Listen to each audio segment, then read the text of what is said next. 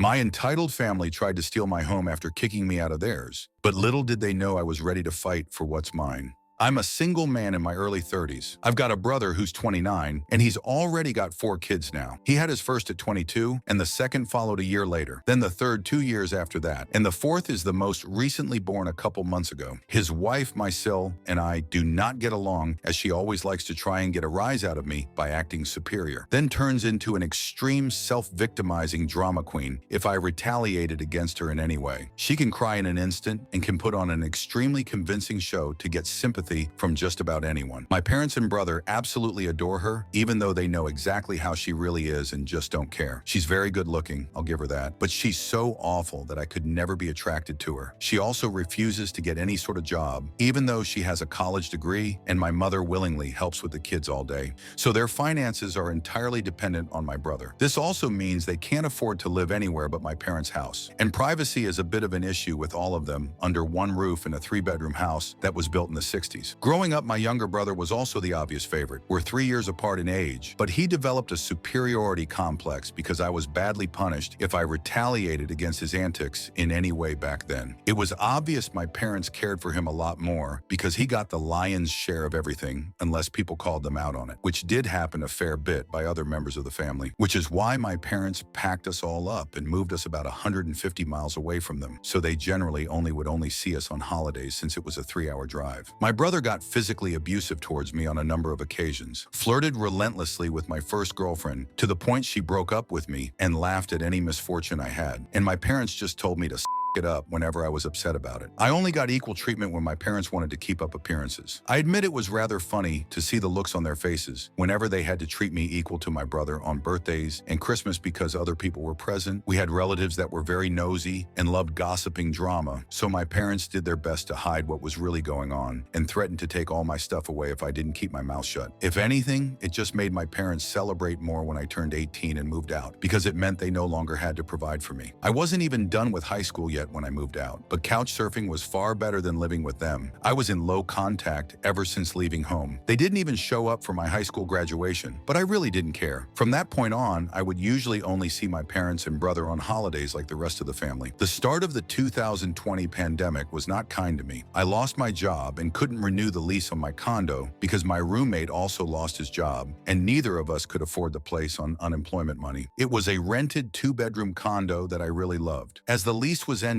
my roommate left early to move back in with relatives, and I had to sell nearly all of my stuff because I was soon going to be homeless if I didn't downsize to an extreme. I really shouldn't have rented a place that was so expensive, but I liked living the high life until that life wasn't kind to me, and I realized I should have been living somewhere far cheaper so I could have saved more money to fall back on. But I had a plan. I own a truck simply for the fact that I've always loved trucks, so I found a $1,000 camper in good shape and put it on my truck just so I could live out of it for a while. It was supposed to be temporary, but I ended up living out of it far longer than I ever thought. I originally was hoping to be able to live out of the camper at my parents' house, where my brother and his family still reside as well. But when I asked my parents to let me stay for a while, they told me they had a full house and didn't want me there. Plus, we hadn't exactly gotten along in the past decade. They said they'd only agree to let me park my camper there if I paid them basically what it'd cost to rent an apartment in my area. That was way too much just to park my camper. I was jobless and trying to save as much of my unemployment money as I could till I could find a new job. I may as well be living in an apartment with that rent price they were asking. My parents called my camper an eyesore and told me to take a hike since we couldn't come to an agreement. And Sel thought it was absolutely hilarious I had to live in a camper. My brother joined her in pointing at and mocking me while calling me a homeless bum. I parked my truck-touched camper in a store parking lot to sleep on the first night that I had nowhere else to go. I felt scared out of my mind that someone might try to break in. Suffice to say, I didn't sleep well that night. There was nowhere else I could go as any other relatives that owned houses were fairly far away, and all my friends were all apartment people. And I was pretty attached to my area as well, so I didn't want to just leave. I'd also had my mail forwarded to a friend's apartment. It was the only way I could still get my mail anymore. Finding a stable place to park was pretty difficult. difficult. I went looking around to try and find a job similar to my old one. It took months of living the nomadic camper life. At that time, I had to deal with a lot. Everything from beggars and drug addicts to people demanding I leave because my camper was an eyesore. At one point, someone who told me to move claimed to be with an HOA. I wasn't even parked on a street with houses. And when I questioned what HOA, they got incredibly belligerent and threatened me. I moved my camper anyway just to avoid the trouble. In order to have a steady supply of electricity, I learned to use a long extension cord to plug in anywhere I could to recharge my camper batteries. This meant sneaking around and plugging it into an outside outlet of a random building while parked on a street. I know that's a crumby thing to do, but I had to keep my batteries charged so my refrigerator would stay cold. I had a small solar power bank for recharging my phone, but I didn't have anything like a generator. And generators are noisy and require fuel anyway, so I did what I had to do. After months of living like that, I finally managed to get a new job. I had to move to the neighboring city to find a job that didn't involve retail. I worked retail while in college and promised myself never again, though I was nearly ready to break that promise. I was still getting unemployment money, but I had no stable place to live while receiving it, and I didn't want to still be jobless when it ran out. Plus, I was bored out of my mind. I had little else to do but read, watch movies on a small portable DVD player, use my phone or laptop,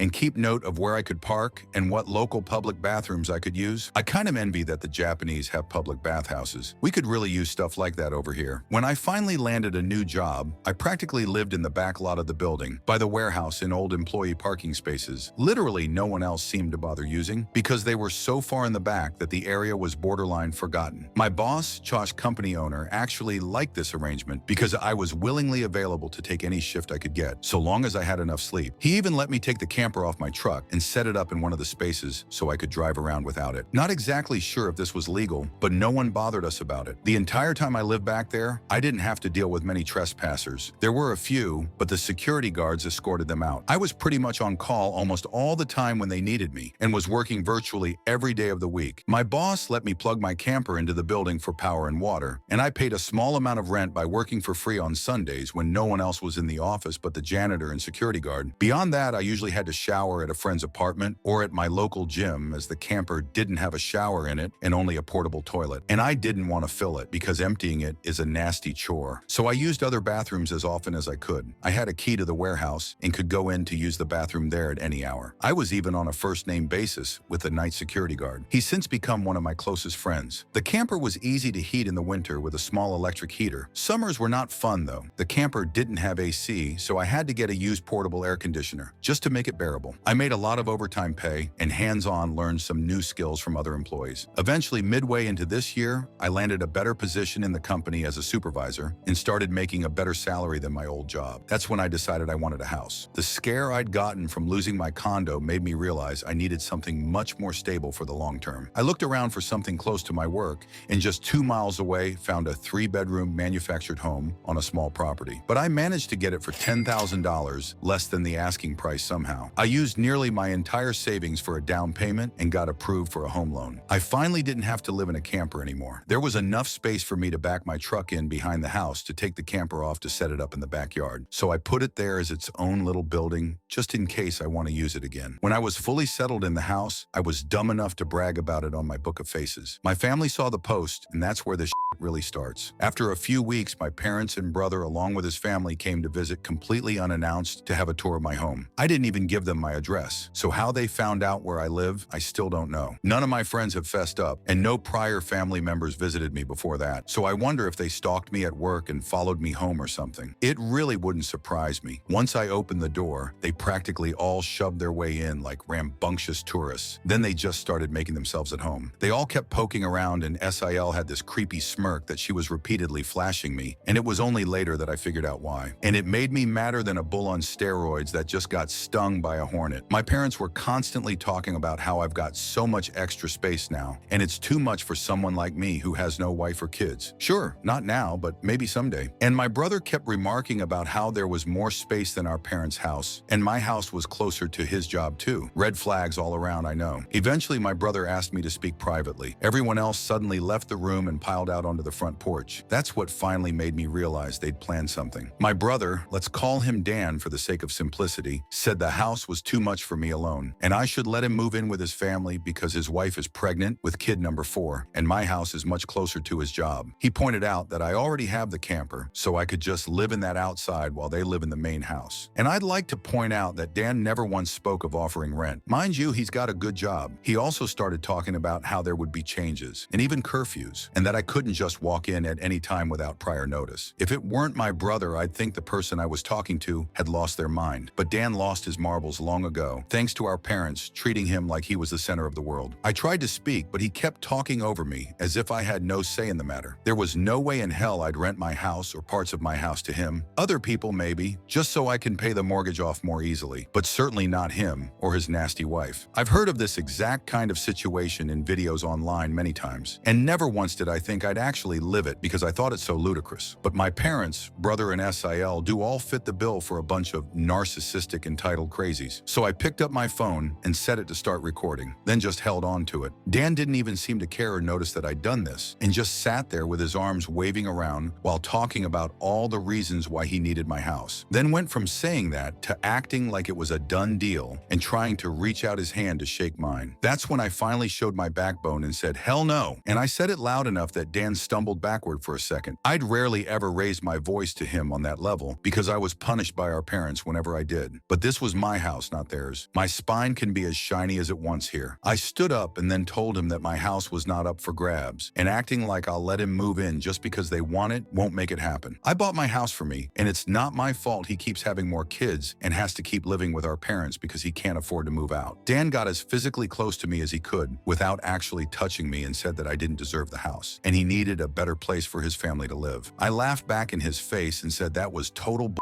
because I worked hard to be able to buy my house. Of course I deserved it. Dan started yelling that I have no wife or kids and I don't need all the space, so I may as well give it to him. I said I'm not giving him anything, and he never even offered to pay me rent. If I let him move in, I'd still be covering the entire mortgage on my own house without even being able to live in my own house. Then Dan told me that he shouldn't have to pay rent because his family comes first, and our parents said I was going to do this and that I will. I yelled, as if their word was law or something, and told Dan that they did not have the right or power to give my house to him. Then right one cue, my parents and SEL barged back in through the front door and surrounded me to try and force me to agree. There was a lot of fighting, but to sum it up from this point on, I heard the line, "Just do it for Dan," way more times than I can remember. In the fight, I told them all they don't have a say in my life or my house, and to get out before I called the cops. SIL screamed the loudest at me about how she was pregnant again, and I can't do this to her. I said I did nothing to her. She just assumed she could take and take from me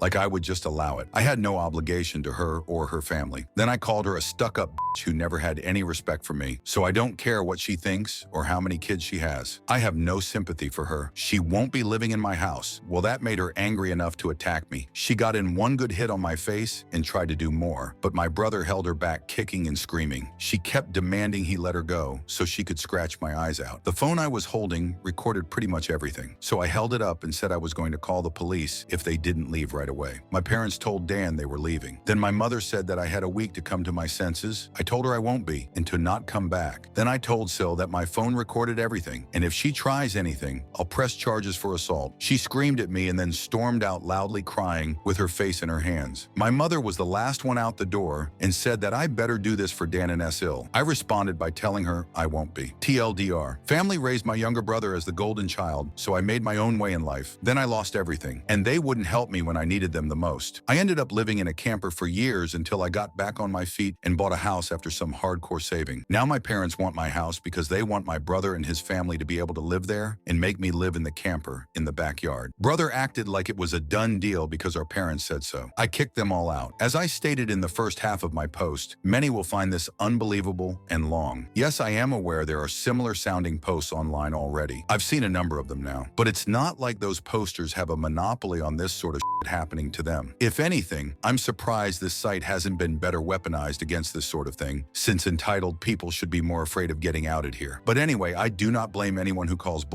I would too if I was reading this. However, by reading this in my first post, you'll know just how messed up my parents are. As in my life, they were the root of all evil that spoiled my brother into the he is today. And never once have they given me a real reason for why. And I kind of fear there isn't one. Some people can't explain why they make choices like child favoritism. So it's all they can do to try and stand by the child they back, which is exactly what my parents tried to do. And I've practically destroyed their lives for it. Not in the legal sense, but more an emotional one. After I kicked my parents, brother, and SIL out for trying to force me to hand over my new house to my brother, I immediately went to my social media and told the story to the whole family. It spread pretty fast, but you won't find it now because it all got deleted some time ago, and I put my own profile in private. I posted about it because I knew that the first thing my family would do when they got home is try to twist the event to make me the villain. And I was exactly right, but I had about an hour to get started before them, and I had video evidence to back up my story about what they'd done. Being preemptive worked because I got a fair number of family members on my side right away. My parents, brother, and SIL must have been all set to write their own post, but it was too late, so they didn't even bother trying to lie much. My parents, Dan and SIL, had a few flying monkeys supporting them, but not much else. Plenty of others knew how entitled they already were. So what happened was something they all quickly understood and accepted. There was one person in particular that called me. I don't know who they were, but they ranted at me that I was a horrible brother and I needed to make way for a real family man. I just ended the call and blocked the number. This didn't repeat. The week went by and my parents showed up with Dan at my front porch, just like they said they would in their prior ultimatum. They rang my doorbell like crazy and also pounded on the door until I finally answered. I opened it just a crack and they tried to shove their way in again. But I'd installed a couple of latch chains that prevented it and even braced my body against the door for good measure. My father and brother demanded I let them in, but I said I was recording everything on camera and would call the police if they tried to force their way in again. My mother calmed them down and then in her most sickly sweet tone asked me if I was ready to let my brother move in. I told her and the rest of them to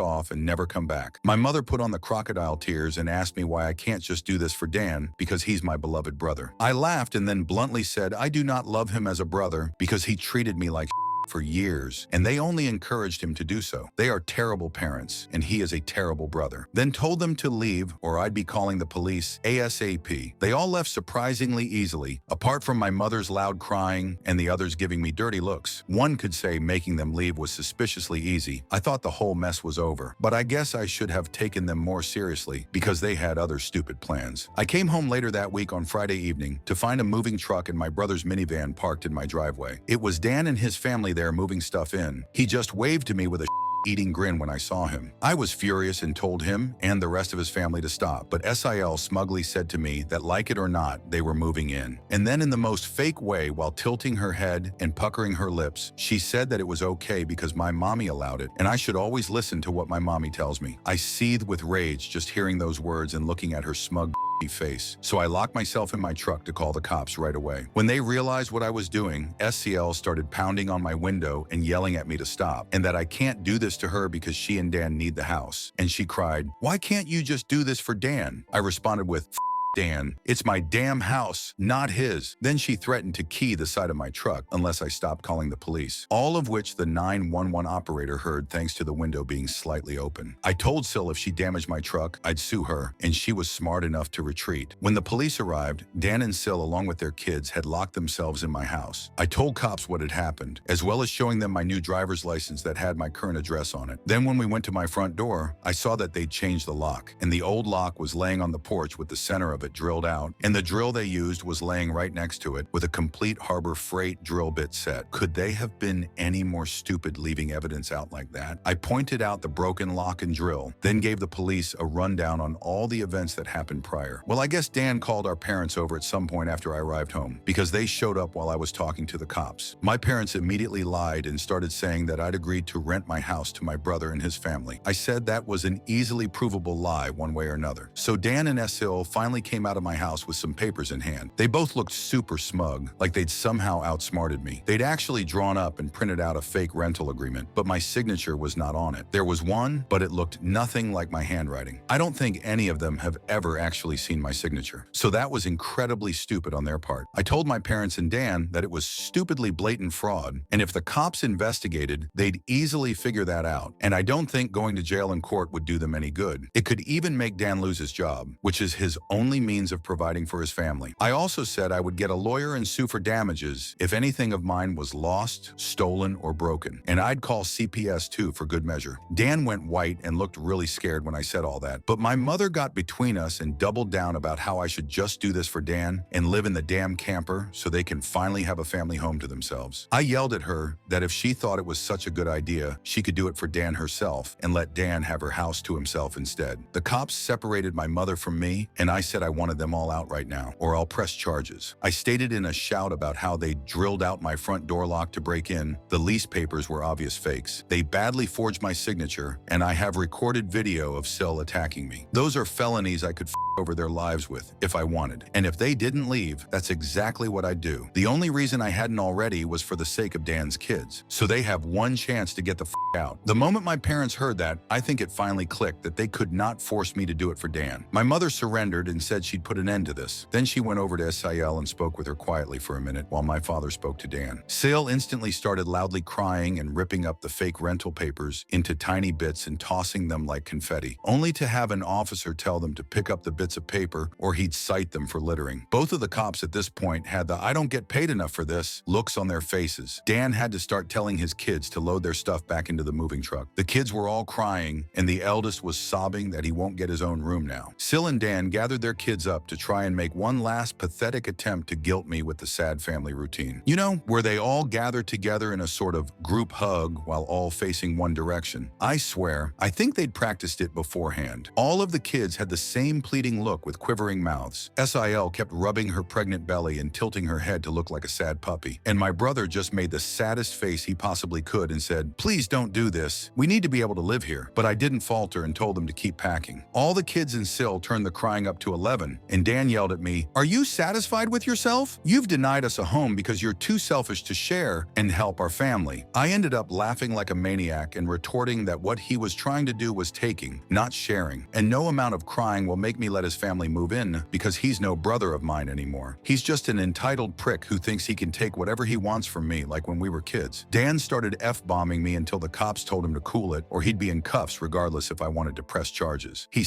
in his lips and looked a mix of afraid and supremely off. I asked the cops if they could stick around until my parents, brother, and Sil had all left, and they said they had no intention of going anywhere until this had been resolved. In fact, in the next few minutes, 2 cops became 4 as more drove in for whatever reason. That gave my parents some extra incentive to get moving. I made Dan give me the keys to the new lock he'd put on my front door, though I got another lock the next day anyway because I didn't know if he had copies of the keys or not. He was really reluctant to hand them over. Then instead of handing them to me, he actually threw them down the street and into a storm drain while saying to go get them myself. But one of the cops scolded him for that and made him go get them. He had to pull the grate off just to get at them, and he got pretty dirty in the process. When he got the keys back, he just grumbled, then slammed them down into my hand. I then told them all to leave and never come back. My mother said I'd be disowned for this, as if that were some kind of threat to me, and I voiced that to them. Then, in an overly sarcastic way, I said something along the lines of, "Oh no, that means I won't get to come to any holidays with you guys, where I always get treated like shit by you all anyway, because Dan has always been your obvious favorite. You treated me so badly when I was growing up that if Dan ever needs an organ donor, I wouldn't give him anything. So to like you always told me to do when I was mistreated by all of you, and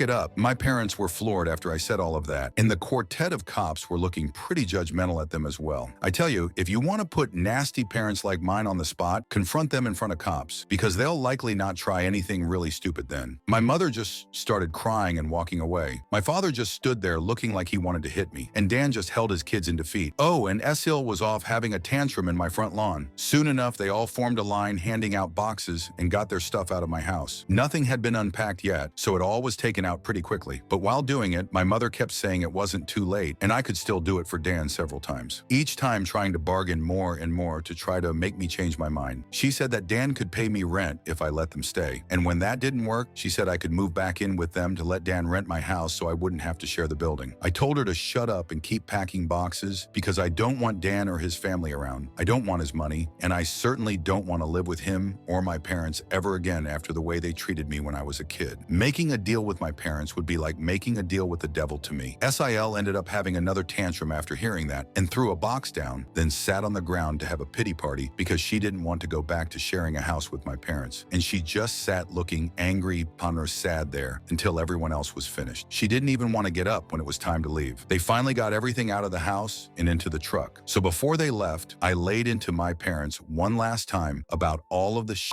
they put me through growing up. And with 4 cops being right there, they couldn't do much other than stand there and take it for once. I called them out on so many things that happened and even pointed out how they couldn't just do something nice for me, like letting me stay over with my camper when I was homeless and trying to get back on my feet. How they let Dan and Sil ridicule me and call me a bum. Well, who's the bum now? They wanted to kick me out of my own house so Dan could stay in it free of charge. Yet when I needed a place to go, they wanted to gouge me for more than I could afford just to park my camper when they knew I was out of the job. There were more extremely judgmental stares from the cops when I said all of that. So I put my parents on the spot one more time and asked them what I ever did other than being born to deserve being treated so badly. Because when I finally have a bit of success in life, they want to snatch it away from me for their favorite child, since they'd rather I give everything to Dan and have nothing for myself. I bought my house using the money that I earned. I owed them nothing, and I won't be asking anything from them ever again, because clearly I will never be anything more than a doormat or a cash cow in their eyes. I got no answers from them. They just stood there looking like fish out of water. So I continued ranting and asked them what in God's name made them think they were such good parents after all of that. My father was beet red, but more from embarrassment than anger this time, and my mother was crying that she was a horrible person. I bluntly agreed that she is a horrible person. They all are, and I bet they'll go to hell for it too. They were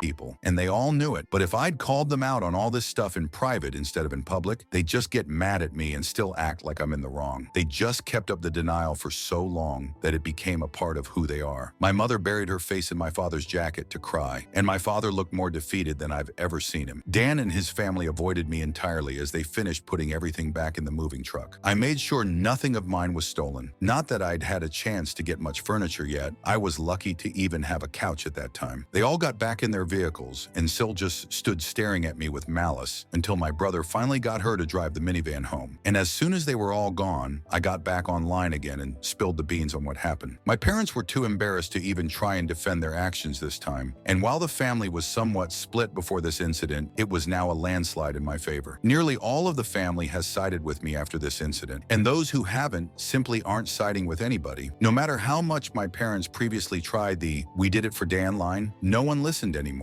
So any remaining familial support they had is now gone. Many in the family who I expected wouldn't side with me did. That includes the former flying monkeys. So I guess they finally had enough. Around that time, I offered to host half the family next Christmas Eve in my new house. My parents were not invited. I wasn't blocked on my brother and SAL's profiles, and I saw SAL had her 4th baby in early November. They are still living with my parents. I'm pretty sure they knew I was watching because SAL kept making passive, aggressive posts every couple of weeks or so about not having enough space while living with my parents, probably to see if she can still guilt me. And I'm sure it's driving my mother and father up the wall because they aren't getting any peace and quiet in their old age with 3 rowdy, obnoxious kids, a mentally unstable SIL, my golden child brother, and a newborn baby in the house all at once. Perhaps they could move into a camper in their own backyard and let Dan take over their house completely. They might get some peace then. Yeah, they could do that for Dan.